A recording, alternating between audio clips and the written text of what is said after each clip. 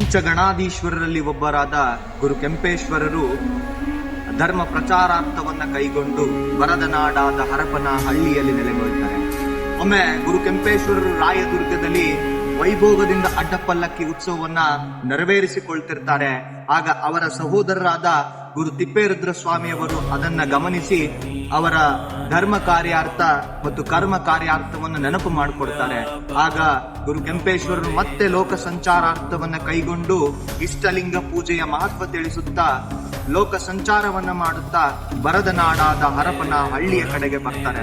ಬಂದಂತ ಸಂದರ್ಭದಲ್ಲಿ ಹರಪುರದ ವರಸೋಮಶೇಖರ ನಾಯಕನ ಗುರುವಾಗಿ ಅವರು ಹರಪನಹಳ್ಳಿಯ ಪಾಳೆಗಾರರ ಗುರುವಾಗಿ ಆ ಬರದನಾಡಾದ ಹರಪನಹಳ್ಳಿಗೆ ಮಳೆ ತರುವಂತ ಸಂಕಲ್ಪವನ್ನ ಕೈಗೊಂಡು ಜೀವಂತ ಸಮಾಧಿಗೈದು ಕಾರು ಹುಣ್ಣಿಮೆಯೊಂದೇ ನನ್ನ ರಥೋತ್ಸವವನ್ನು ಜರುಗಿಸಿ ಅನ್ನೋ ಒಂದು ಆದೇಶವನ್ನ ಕೊಟ್ಟು ನಮ್ಮೆಲ್ಲರನ್ನು ಹರಸಿ ಹಾರೈಸುತ್ತಿದ್ದಾರೆ.